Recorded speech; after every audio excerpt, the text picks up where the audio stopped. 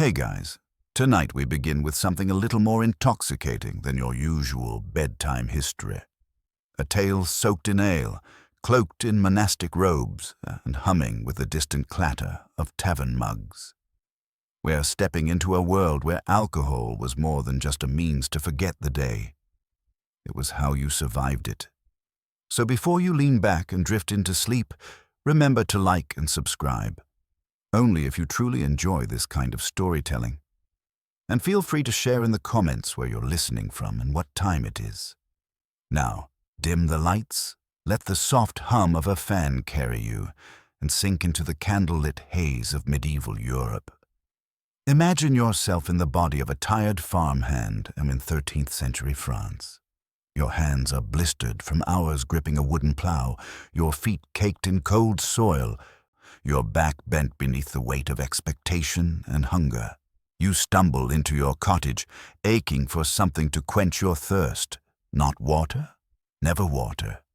Instead, your hand reaches for a heavy mug of ale, not out of habit or for the promise of drunken joy, but out of necessity. The water in your village well is laced with sickness. Rivers shimmer with the waste of men and beasts. No one understands bacteria, but they've long known that clear streams often conceal a death sentence. What they did understand, however, was fermentation, an ancient, slow alchemy that transformed barley and grain into a liquid not only drinkable, but nourishing. Thus was born the lifeblood of the medieval poor, small beer. This wasn't the kind of beer that had you singing ballads at dawn. It was mild, barely alcoholic, and slightly sour, but it was safe. More importantly, it was essential. Children drank it, nuns sipped it after prayers, even monks, those pillars of chastity and discipline, indulged not just in ceremony, but with joy. The average person in those days might consume over a gallon of this brew each day, not because they were reckless drunks, but because they were rational survivors. In a world where the next meal was uncertain and clean water rarer than a just landlord, ale delivered calories in liquid form. It was warm, portable, and reliable, a kind of grain soup you could carry in a mug. And despite popular imagination, peasants weren't lurching through fields in a stupor. The alcohol content hovered around 1 or 2%. Just strong enough to kill off dangerous microbes, but not enough to dull the senses before sunrise labor resumed. Meanwhile, in the shadowed quiet of stone-walled monasteries, something altogether more refined was brewing. Monks, long accustomed to routines that stitched together prayer, silence, and meticulous labor, had become unlikely pioneers in the art of fermentation. Their abbeys, often some of the cleanest and most stable places in the medieval world, evolved into proto-laboratories of brewing. With time, parchment, and precision, monks began crafting beers that transcended mere survival. Their process was not chaotic like the peasants'. Ingredients were measured, fermentation timed, temperatures monitored, and they experimented, introducing hops, those bitter little cones that preserved the drink and added a layer of sharp complexity. Beer began to age. Recipes were recorded and improved. These weren't just beverages. They were offerings, sustenance, and comfort. Pilgrims who arrived half-starved and blistered were greeted with shelter, bread, and a frothy mug. That mug might be stronger than they expected, especially during fasting days when solid food was forbidden. But beer, that still flowed, thick and rich, a loophole through which theology and hunger found common ground. It wasn't long before monasteries became famous for their brews, not just within their own walls, but throughout neighboring towns. Locals knew which abbeys made the strongest or sweetest batches. The monks' robes became synonymous with craftsmanship, their names whispered in taverns not just for wisdom, but for taste. Long before the rise of hipster brewers and marketing campaigns, medieval monks had already turned beer into a brand. And unlike today's brewers, they rarely advertised. Their work spoke for itself, bubbling from clay barrels, carrying the scent of barley and divine intention. Down in the villages, away from the solemn chants and quiet cloisters, people gathered in taverns. These smoky, wooden havens weren't just places to drink. They were social engines where the dull rhythm of life was briefly replaced by laughter, gossip, and occasionally the sound of someone falling into a firewood stack. Deals were made. Feasts were planned, sometimes even weddings. And while the pews of the church taught restraint and penance, the benches of the tavern offered release and fellowship. Yet even these lively halls had their structure. The drinks were limited. Ale, maybe a bit of cider, and if the tavern owner had a wealthy patron or smuggled connections, perhaps a thin, sharp wine that tasted more of vinegar than vineyard. The mugs were not always clean, the floor not always solid, and the air not always breathable. But none of that mattered, because for the brief hours between dusk and sleep, this was a place where your status didn't matter, at least until someone spilled something or started singing in Latin. Here, a farmer might argue with a merchant, and a bishop's servant might quietly exchange rumors with a blacksmith. It was loud, it was rough, and it was necessary.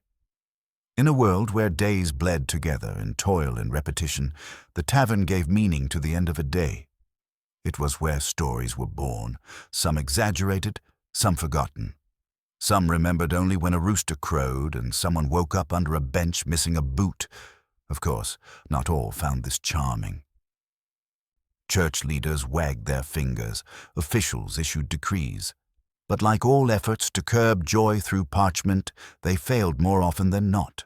Taverns kept thriving, glowing softly on cold nights, held together by laughter, spilled ale, and the shared fatigue of human endurance.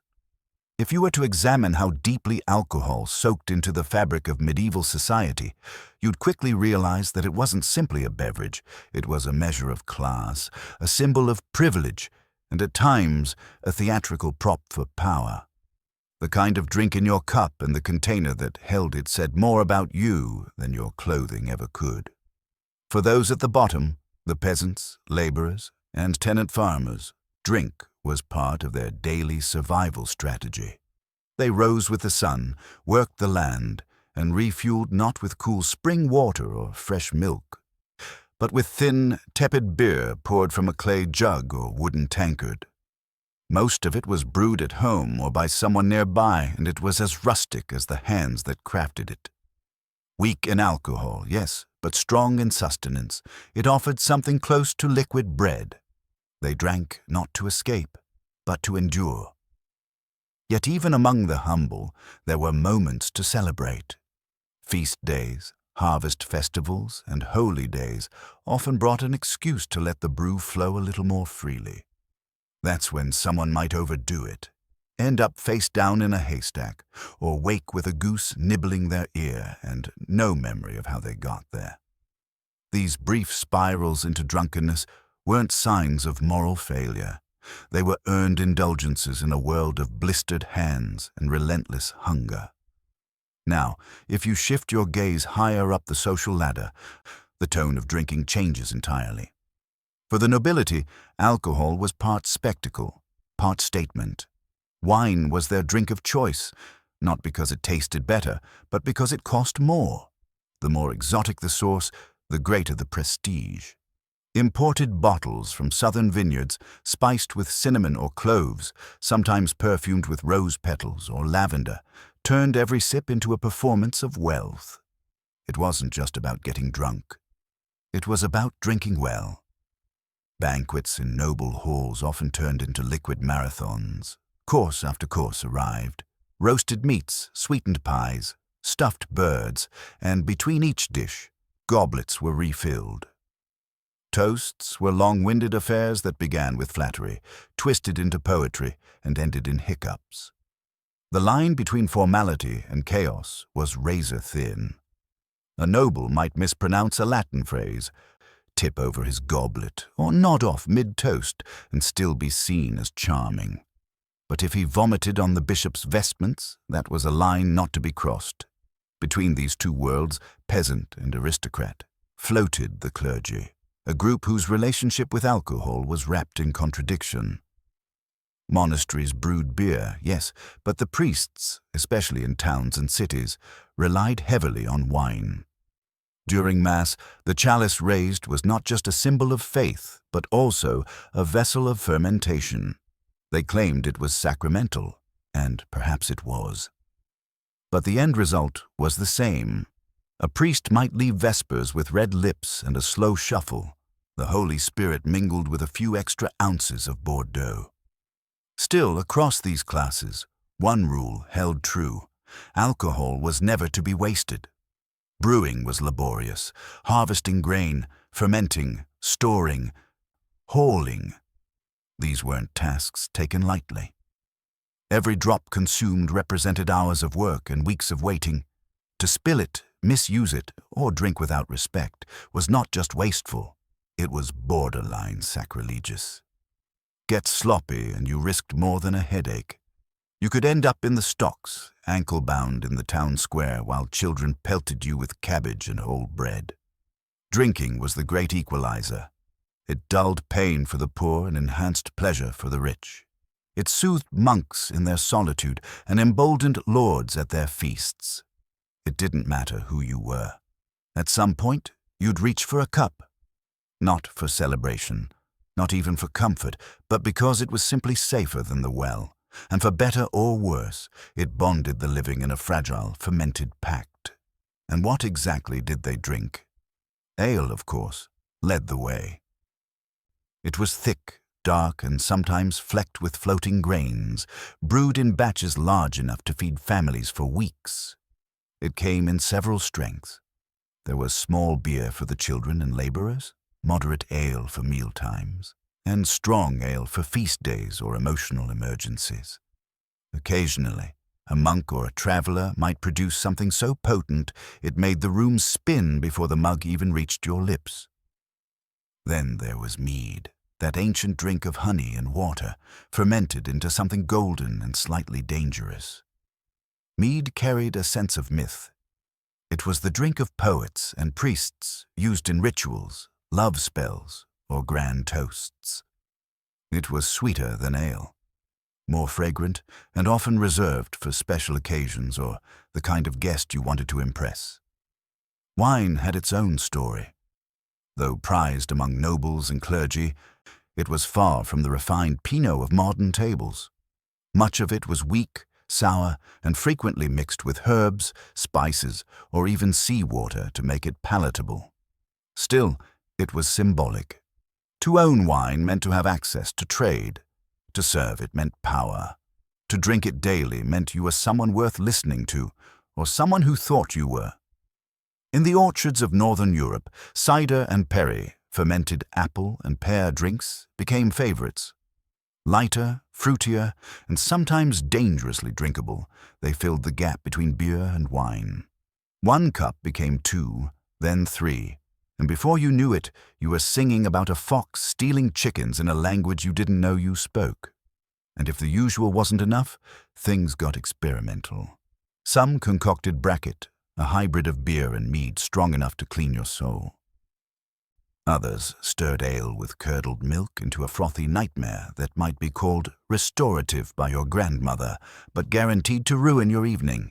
And for those with aching limbs or broken hearts, herbs steeped in wine promised relief, though after 3 cups, most forgot what they were trying to cure in the first place. Drinks weren't just medicinal or nutritional. They were cultural, spiritual, and deeply human.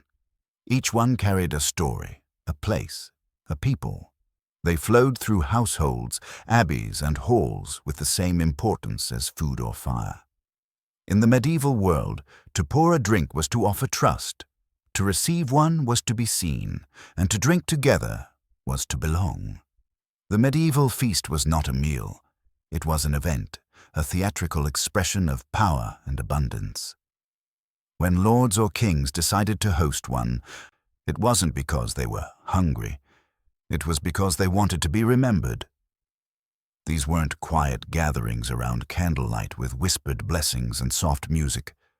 They were cacophonous affairs, stretching late into the night, fueled by meat, music, merriment, and no small amount of alcohol. Any excuse could prompt a feast, a wedding, a victory, the birth of a child, a religious holiday, or simply boredom cloaked in ritual. When the time came, kitchens roared into action, fires were stoked, geese were plucked, boars skewered, and trenchers, those stale loaves used as edible plates, were stacked high. Servants raced back and forth like an army, armed not with swords, but with pitchers of ale and wine. From the first toast, the drinking began. And make no mistake, drinking was not a side activity, it was the main event. To refuse a toast was to insult the host, cast suspicion, or even mark oneself as untrustworthy. In some courts, failing to participate fully in the ritual of drinking was considered unpatriotic, so people drank. Goblets were lifted high, speeches made, blessings spoken, jokes told. Then came more drink, more food, and after that, decisions you couldn't take back. These toasts weren't brief, they were sometimes entire performances.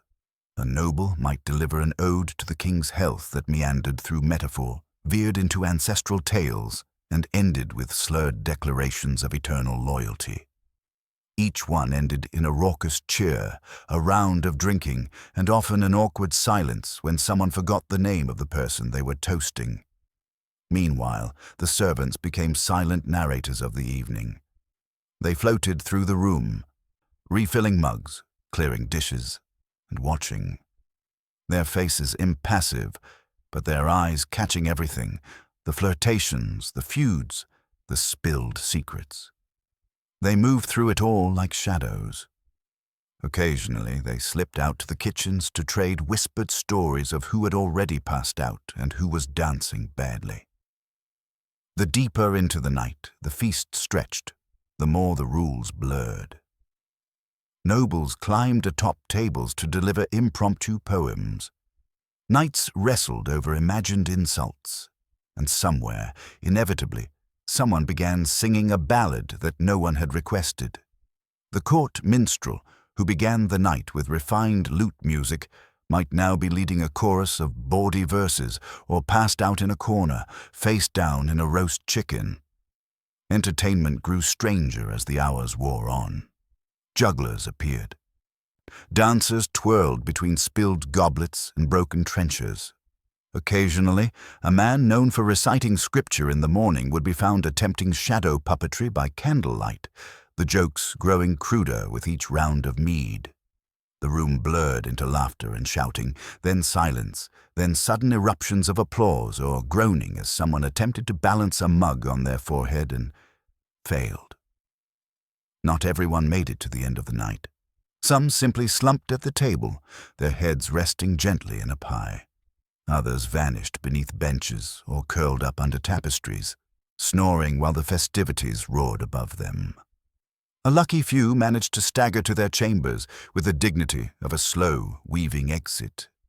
But for many, the morning was the real test. They'd wake with dry mouths, foggy memories, and vague regrets. A spilled wine stain might reveal where they fell.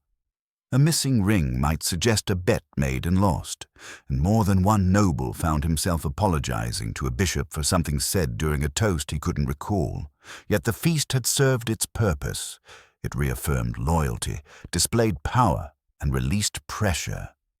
In a world governed by hierarchy, duty, and the weight of divine and noble authority, the feast allowed for temporary chaos.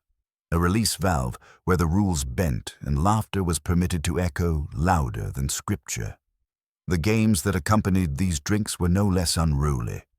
While modern drinking games might revolve around cards or ping-pong balls, medieval ones carried real risk. Some were simple contests of endurance, who could down the most ale the fastest. Others involved toasting duels, where two drinkers would take turns raising their cups in each other's honor, daring the other to quit first. Eventually, slurred words replaced compliments, and one collapsed to the laughter of the crowd. Dice games were popular too. Carved from bone, they passed from hand to hand as fortunes rose and fell on each roll.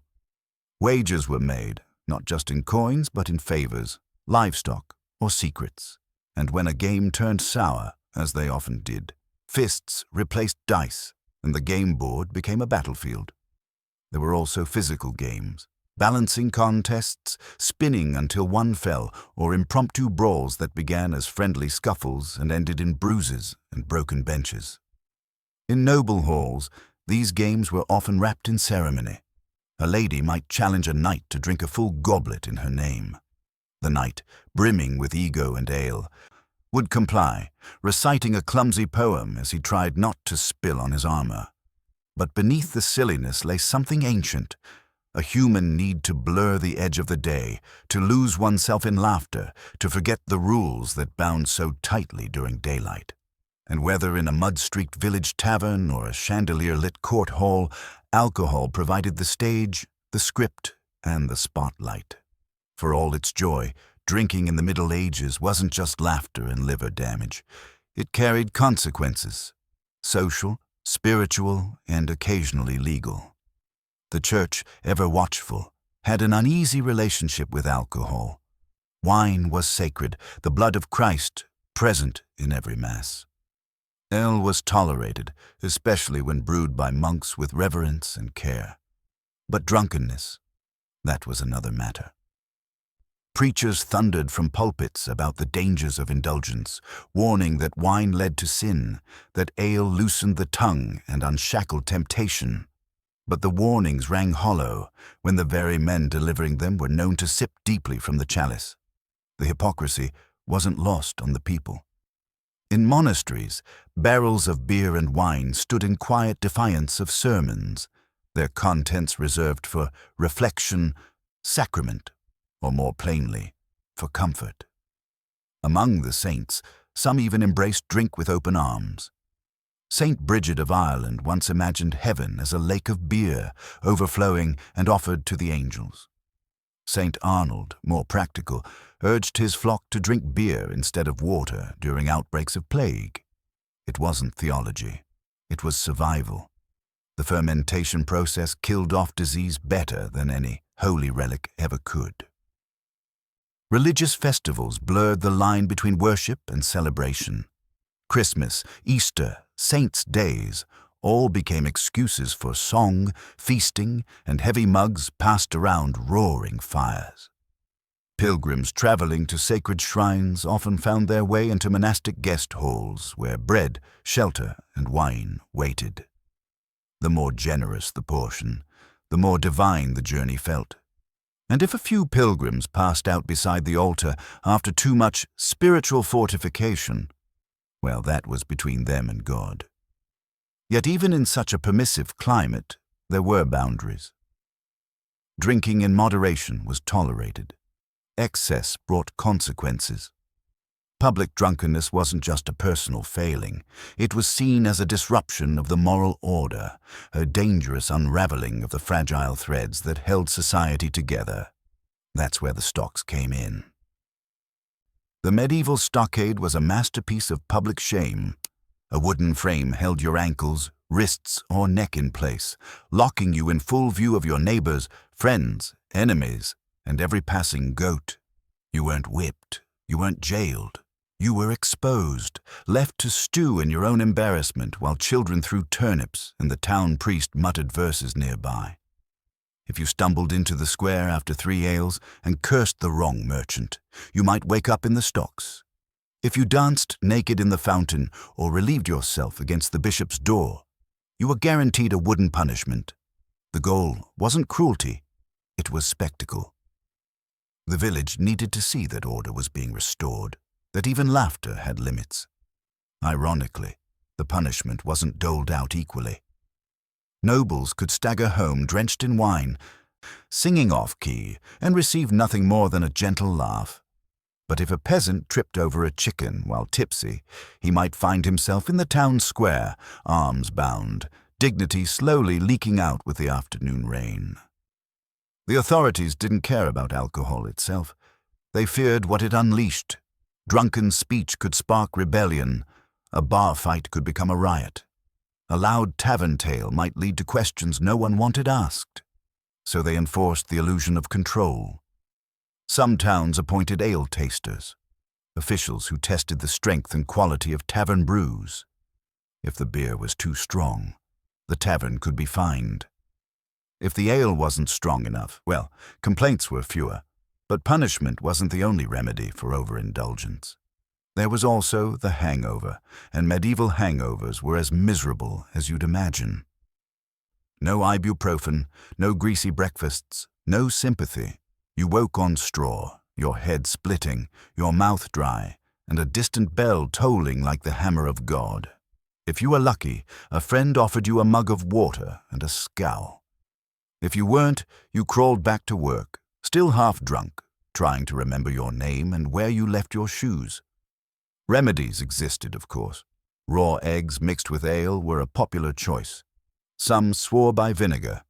Others turned to herbal teas infused with fennel or mint or whatever the local wise woman hadn't sold out of. If you had access to a doctor, a term used very loosely, you might be offered leeches or bloodletting, because obviously the cure for headache and nausea was to remove more blood from your body. And then there was the cure known as hair of the dog. More drink. If you already felt like death, why not top it off with another mug of whatever ruined you the night before? It rarely worked, but it dulled the edges just enough to carry on. Of course, the church had a different interpretation. Hangovers weren't just the body punishing itself. They were divine retribution, a holy reminder that pleasure must be paid for. The prescribed remedy was repentance, fasting, and perhaps a long session of prayer, ideally on your knees. Whether this helped the nausea is unclear, but the guilt was certainly effective. Yet despite the sermons, the stocks, the hangovers, drinking never stopped. It was part of life, woven into the rhythms of the day, the rituals of the season, and the memory of the people. And when someone got too drunk, made a fool of themselves and ended up in the square, it wasn't just a warning. It was a story. One more tale to be told over mugs in the tavern after the sun went down and the ale came up. Bar fights in medieval taverns weren't accidents. They were almost expected. If you gathered enough men, enough ale, and enough grievances, you'd eventually get flying mugs and overturned benches. Alcohol wasn't just a lubricant for conversation. It was an accelerant for conflict, and once tempers sparked, things rarely stayed civil. These weren't polished saloons with piano music and barkeeps in clean aprons. Medieval taverns were rough, smoky rooms with dirt-covered floors, crude wooden furniture, and an atmosphere thick with sweat, smoke, and the smell of boiled onions. After a long day in the fields, in the forge, or under the glare of a cruel master, people didn't come here to relax. They came to release. All it took was a spilled drink, a lost wager, a misunderstood glance, or a poorly timed insult. Suddenly, fists were flying, stools were swinging, and somewhere, someone was crawling out the back door to avoid getting involved. These weren't formal duels. They were eruptions. Short, sharp, and fueled by emotion more than logic. Weapons weren't allowed inside taverns, at least in theory. Most towns had rules against bringing in blades or clubs, but rules meant little when a walking stick could become a weapon or a tankard could split a skull. People adapted. A stool leg could work just as well as a mace. A belt buckle made a decent flail in a pinch. When the fight started, the tavern keeper faced a decision: intervene and risk injury, or let it burn out and sweep up the aftermath. Some innkeepers tried to restore order, shouting over the chaos or waving a broom like a sword. Others stood back, arms crossed, counting the coins they'd charge for broken chairs and spilled ale. Authorities rarely got involved unless someone died or unless someone important was struck. If it was two peasants brawling in a corner, it was dismissed as stress relief. But if a merchant lost a tooth or a minor noble took a punch, suddenly the town guard remembered how to use their halberds. Sometimes the punishment was a fine. Other times it was time in the stocks. And in severe cases, a tavern ban, which was less of a legal sentence and more of a social death. Being barred from your local alehouse meant being exiled from the only space where you could speak freely, laugh, or sing off-key with strangers. That cut deeper than most punishments, but as much as these fights caused damage, they also served a purpose. Taverns were pressure valves. Life was brutal, unfair, and exhausting. A punch thrown on a Thursday night could prevent a rebellion on Friday. People fought, then forgot. Bruises faded. Drinks were shared again. And violence didn't belong solely to men. Alley culture, for all its testosterone and bravado, was built on the labor of women. In many towns, if you bought a drink, a woman had likely brewed it. She might have sold it, poured it, and even scolded you for not paying. Enter the alewife. Alewives were the backbone of the medieval drink economy. Brewing was considered a household task, like baking or spinning, but in reality, it was a business. Women made small batches at home and sold them through windows, doorways, or from makeshift stalls. Some became prosperous enough to run full alehouses, with benches, fire pits, and barrels stacked like altars behind them. The ale they brewed was judged harshly and publicly. Laws set fixed prices, and anyone caught watering down their brew or charging too much risked fines, or worse. One punishment involved making the offending alewife wear a conical hat labeled "Bad Brewer," a medieval version of a Yelp review, except more humiliating and permanent in local memory. Despite these risks, women continued brewing. It was one of the few trades that offered a measure of independence and income. Some became well known, their names spoken across markets, their ale praised or cursed, depending on how strong it was and how honest they were. Inside taverns, women also worked as servers.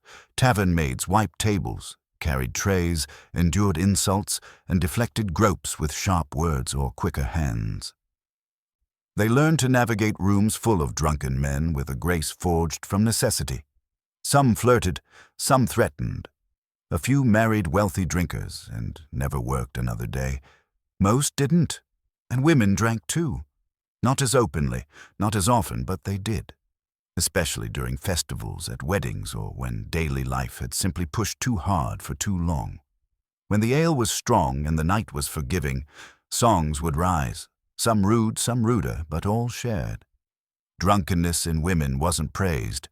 It was joked about, frowned upon, or whispered as a warning.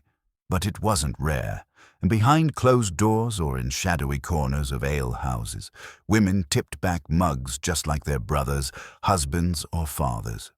Not to rebel, but to belong, to the moment, to the ritual, to the release.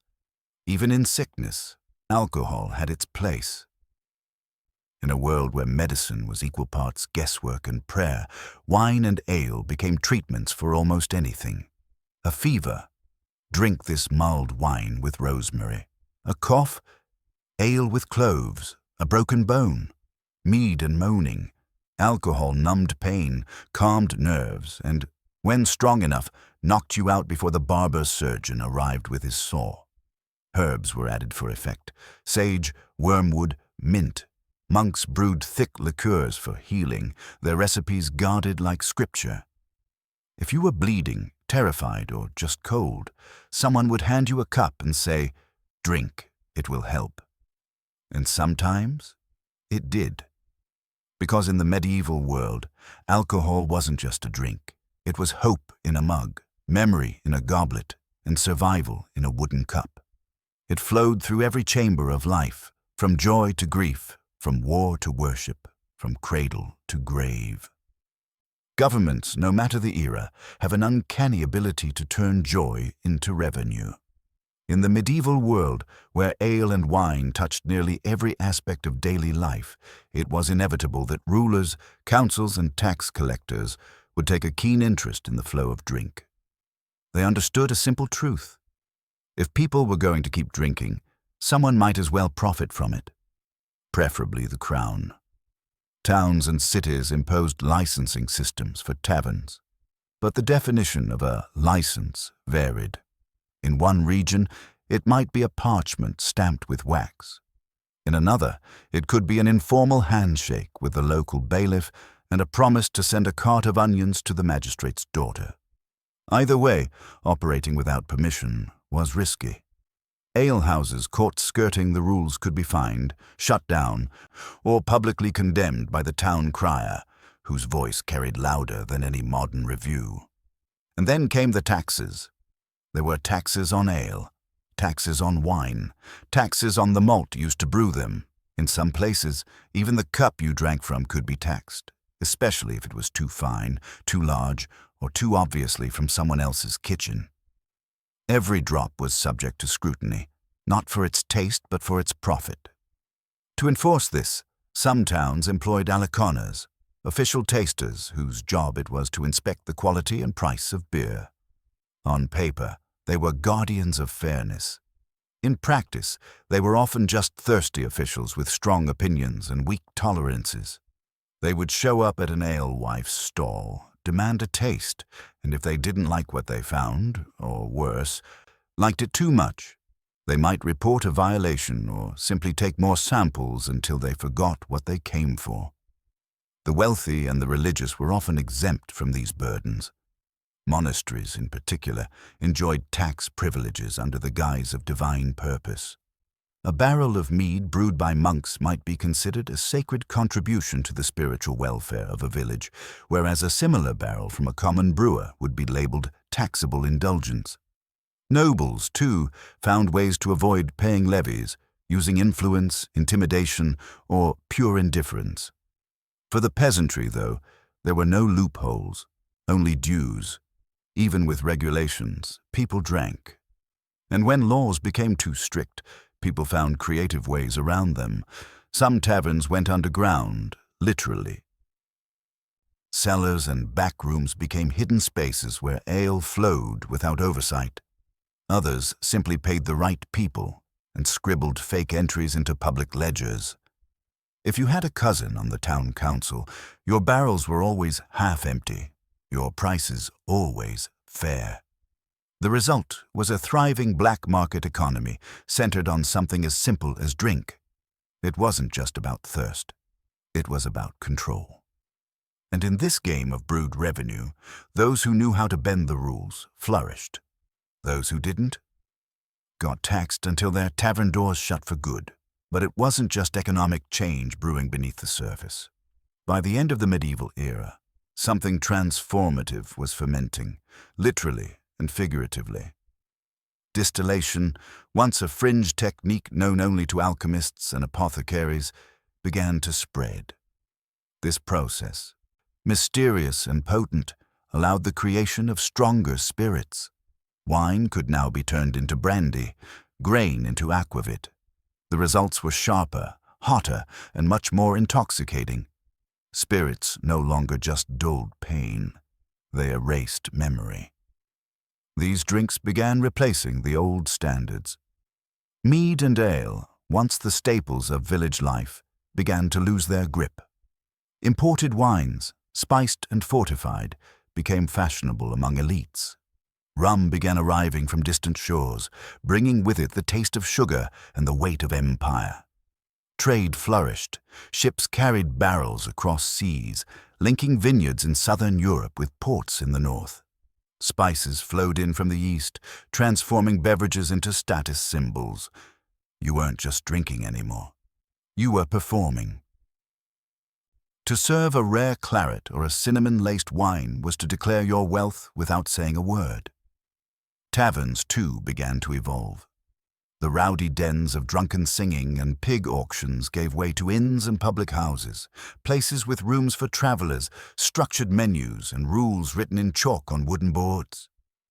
Drinking became part of travel, not just leisure. A man on horseback might stop at an inn not for rest, but for the reputation of its cellar. And then came the Reformation. As new waves of religious thought spread across Europe, the tavern came under fire. Reformers like Calvin and Knox saw drunkenness not as folly, but as sin, evidence of a soul straying from discipline. Alehouses were rebranded as pits of temptation, where idleness, gossip, and spiritual decay flourished alongside overfilled mugs. Governments followed suit. Licensing laws tightened. Taxes rose. Drunkenness, once an inconvenience, became a crime. Public morality campaigns tried to replace tavern time with prayer meetings. Guilds took over brewing, pushing women out of the trade and professionalizing what had once been homemade and communal. But even with reformers wagging fingers and councils writing fines, the desire for a drink didn't vanish. It changed shape. Home brewing moved behind closed doors. Spirits were passed in flasks instead of mugs. Drinking became more secretive, more ritualized, less public, but no less human. Slowly, the needs shifted from necessity to luxury. Clean water became more available. Food was more consistent. Alcohol was no longer required to survive, but it still remained essential for something else. For ritual, for memory, for celebration. The Middle Ages ended, but its relationship with alcohol did not. The habits, the superstitions, the inventions, they endured. Echoes of monastic recipes still linger in craft breweries. The structure of the modern pub traces its ancestry to medieval inns. Even the idea of toasting, of drinking to the health of another, carries the breath of the past. And beneath all of it, the taxes, the sermon, the songs, remains the same impulse that started it all, to raise a cup against the dark, to sip courage into the bones, and to share in the quiet magic of being human, together.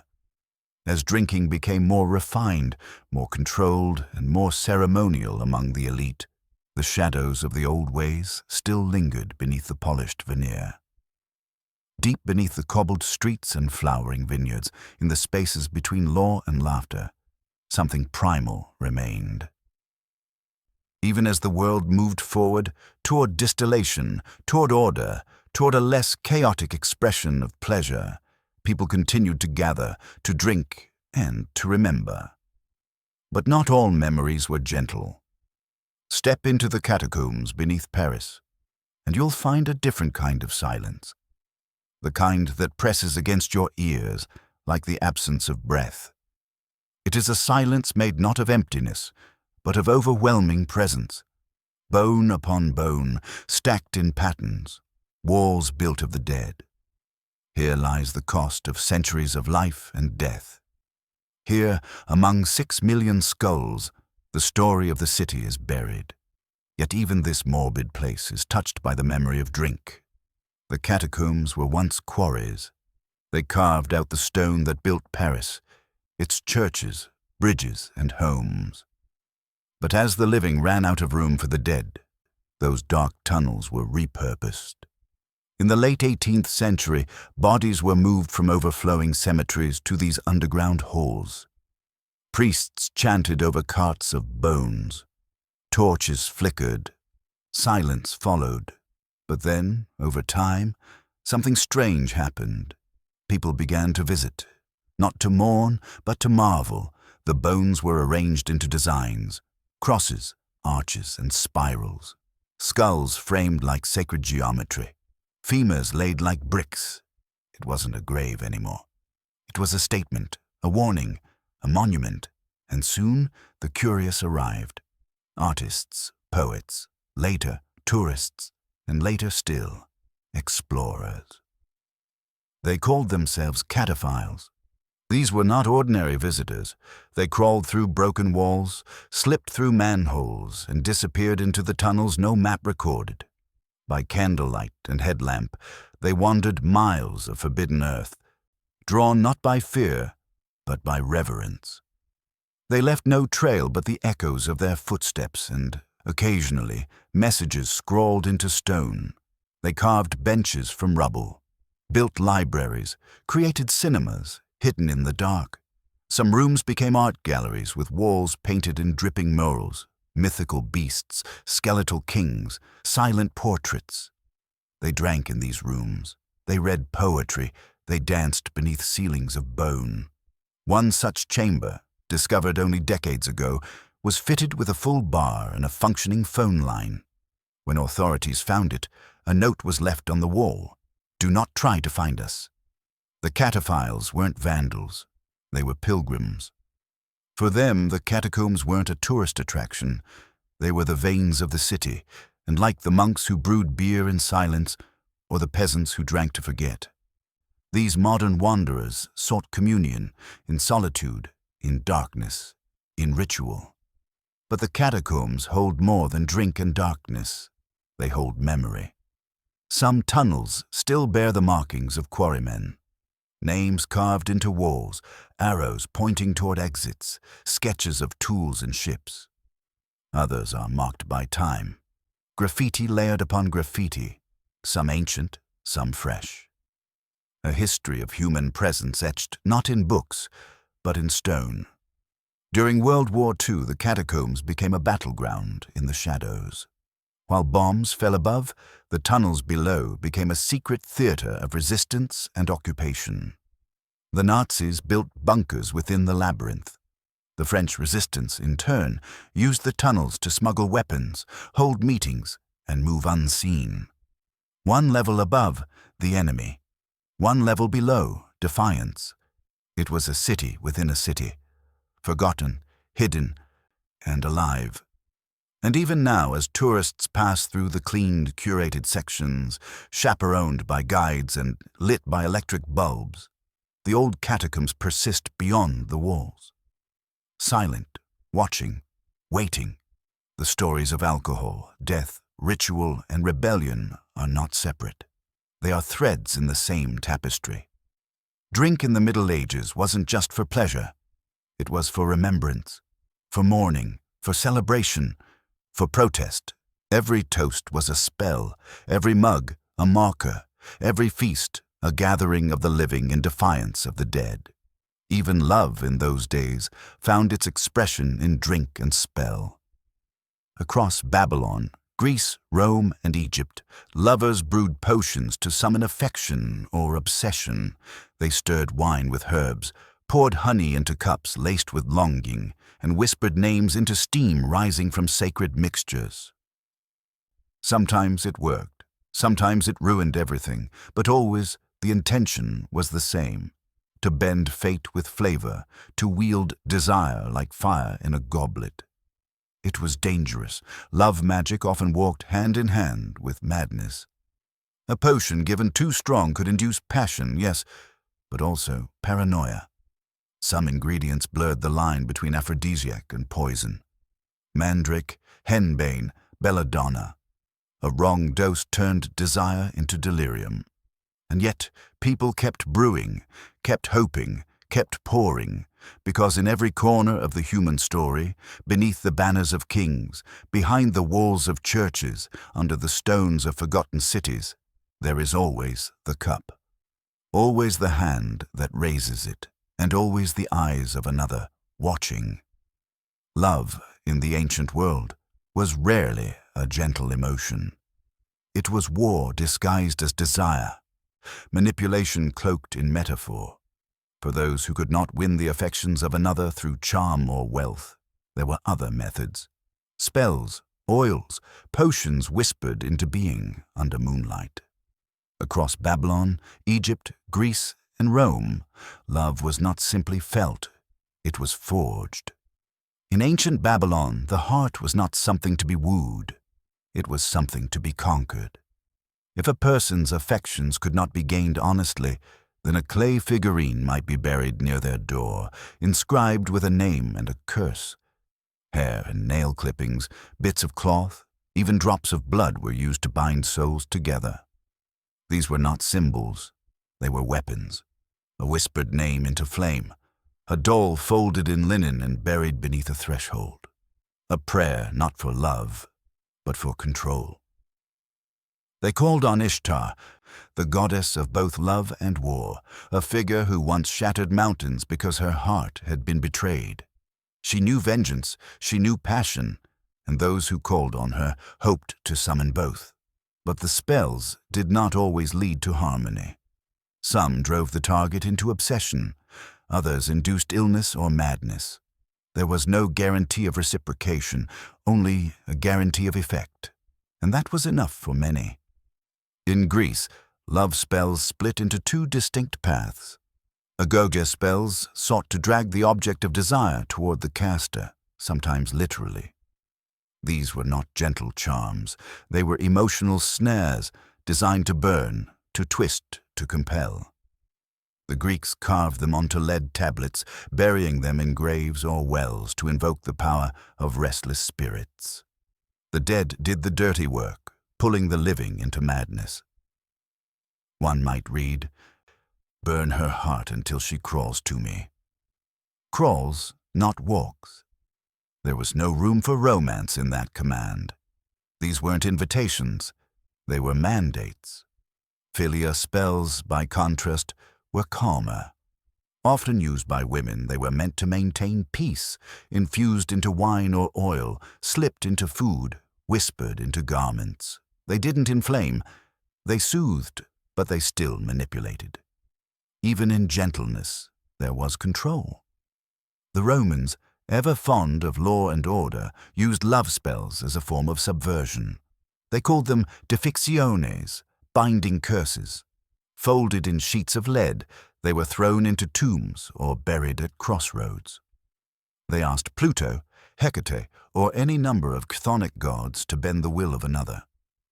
One haunting example begged that a woman named Victrix burn with desire for Marcus like a torch, day and night.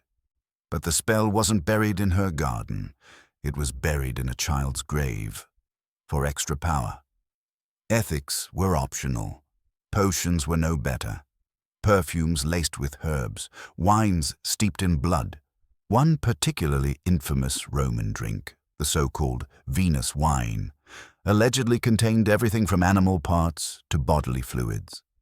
Its goal was not seduction, it was domination. And though Roman law occasionally punished love magic, it wasn't because it meddled with emotions. It was because it disrupted property, inheritance, and order.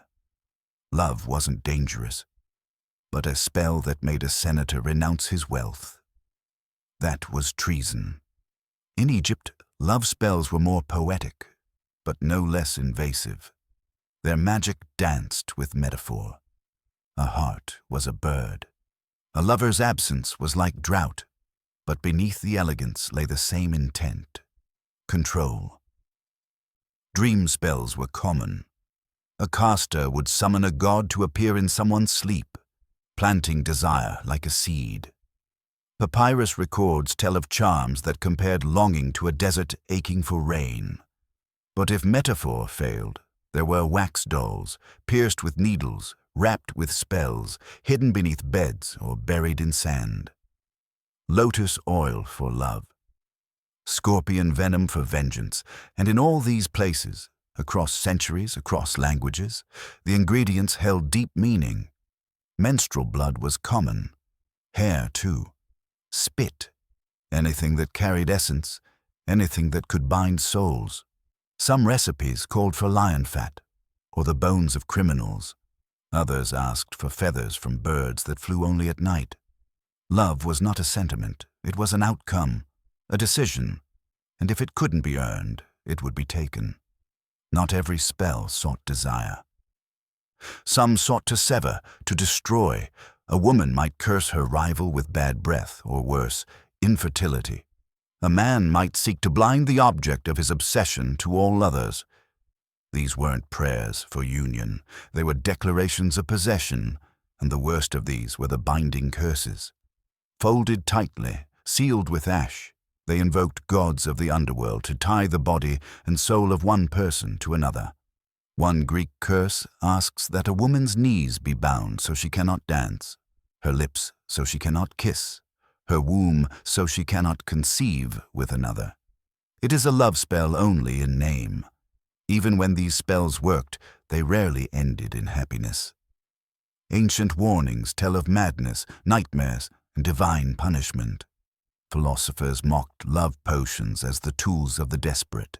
Priests called them dangerous superstition. Even some magical texts included caveats. Do not call upon this spirit unless you are ready to accept what follows. Some who drank from love potions lost all sense of identity. They wandered, whispering names they no longer understood. Others became possessive, violent, afraid of shadows and dreams. And sometimes the gods turned against the caster. A spell gone wrong could bring heartbreak tenfold. But even knowing this, people cast them. Because love, or the illusion of it, was worth the risk.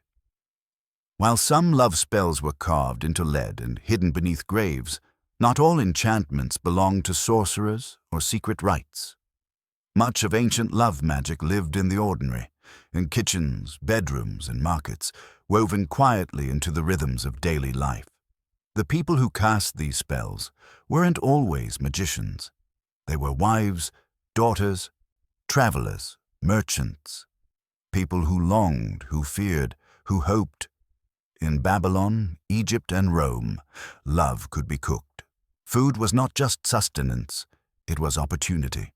A woman might knead bread while whispering the name of the man she desired. A pot of stew could carry a blessing or a curse.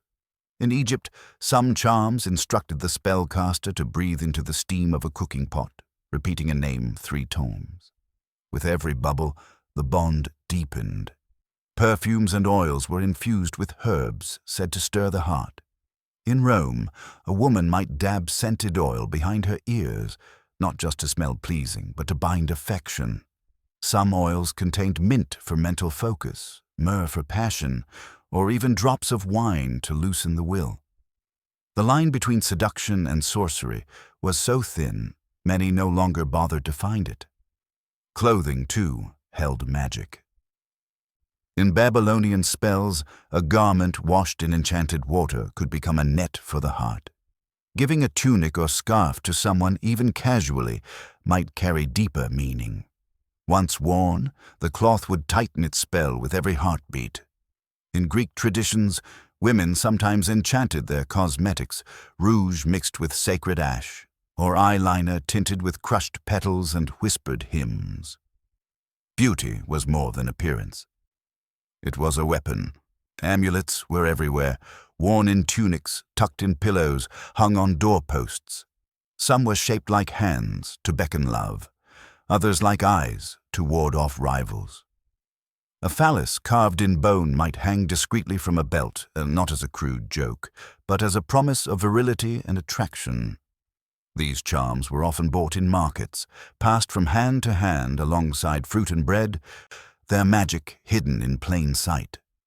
One Babylonian charm instructed a woman to anoint her breasts with sacred oil before embracing her lover, an act both sensual and supernatural. These were not the theatrics of witches. They were the quiet rituals of the hopeful, trying to hold on to something as slippery as desire. And not all spells were meant to awaken passion. Some were crafted to silence it. In ancient Greece, a woman fearing the affections of an unwanted suitor might call upon Hecate to turn his gaze elsewhere. A small talisman buried at a crossroads could protect her, not from danger, but from attention. Some rituals weren't about love at all. They were about loyalty. A wife might sew a sachet of herbs into her husband's tunic, basil, rosemary, lavender, to keep his eyes from wandering. A servant might slip a few drops of enchanted wine into his master's goblet, not to make him fall in love, but to make him forget another. These enchantments were passed down in whispers, from grandmother to granddaughter. They were folded into lullabies, sewn into hymns, or painted into the background of household frescoes. Love magic in these forms wasn't criminal, it was tradition. But sometimes, these quiet rituals gave way to something darker. In many cases, what began as affection curdled into obsession. A spell to attract might transform into a curse of binding. "May she think of no other but me," read one Roman tablet, but beneath its sweetness lay a threat. These spells did not merely summon affection. They erased freedom. They sought not to be loved, but to be possessed. In Greek and Roman curses, the language was specific, brutal. Bind her arms so she cannot embrace another. Bind her voice so she cannot speak another's name. The curses were folded into tight metal scrolls and dropped into wells or tombs, sacrifices offered to the underworld. Even rivals could be targeted. A man might bind the heart of his beloved and simultaneously curse the other man who desired her. Hair loss, rotting skin, barrenness, these were the fates wished upon competitors. In Carthage, one spell against a romantic rival invoked illness of the womb, the body, and the soul. It wasn't enough to win. The rival had to be destroyed. Egyptian magic, though more poetic in form, could be equally cruel. A rejected lover might call upon Sekhmet, the lion-headed goddess of war, to devour the peace of another's household. Dolls were made of wax or clay, pierced, burned, drowned. Their pain meant to mirror the agony of longing or vengeance. These weren't crimes of passion, they were calculated rituals. Spells were copied, passed around, refined. People learned what worked, what didn't, what lines should not be crossed, and crossed them anyway. It was emotional warfare carried out in bedrooms and temples, kitchens and courtyards. Because love in the ancient world was never just about affection, it was about power. And when all else failed, when beauty faded, words failed, and touch no longer stirred, there was always magic. A whisper, a thread, a flame. There were warnings, of course, not just from priests or philosophers, but from the spells themselves. Many ancient texts, etched into lead, painted on papyrus, scratched into wax, carried quiet cautions. Use only if the heart is true. Speak these words with respect, or face ruin. Because for all their seductive promises, love spells were never guaranteed to deliver joy, and when they worked, they often worked too well. What people wanted was affection. What they got was fixation, obsession, madness. In one Roman tale, a man who drank from a love potion wandered the streets for weeks, calling out to a woman whose name he no longer recognized.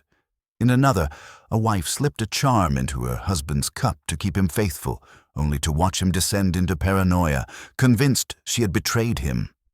The potion had bound him to her, but also turned him against her. This was the danger, love twisted into compulsion. Feelings stirred by force could not be controlled. And even if the desired person returned, their eyes shining with devotion, there was always the nagging question, was it real? Or was it just the spell? Some ancient texts include prayers not just to cast love spells, but to undo them, to unbind, to cleanse, to return the will to its rightful owner. And if that failed, the only option was escalation. Rival spellcasters hired counter-magicians. Battles were fought not with swords, but with curses launched across temples and time. Salt circles were drawn, protective amulets worn, whole families caught in generations-long chains of enchantment and revenge. Love, it turned out, could be a curse for everyone involved. And yet the practice never stopped. Even today, its roots remain. In the whispered rituals of folk healers, in the sachets of herbs tucked under pillows, in the candles burned with intentions scrawled on folded paper. Modern charms are wrapped in silk instead of lead, but the desire is the same. We still chase the magic. We still hope that with the right words, the right scent, the right gesture, we can make someone see us, not just with their eyes, but with their heart.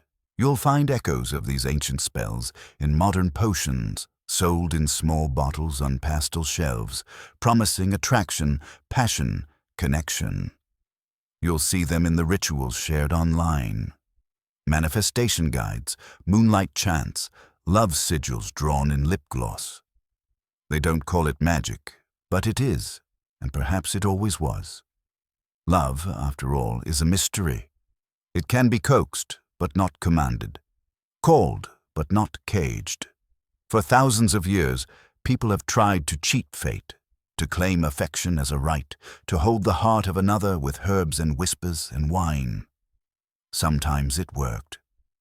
Sometimes it didn't. But always, always, it left a trace. In a world that often felt cold, violent, and uncertain, love magic gave people the illusion of control. That illusion was powerful. It gave them hope, a way to act when everything else failed. That, in the end, may be the true magic.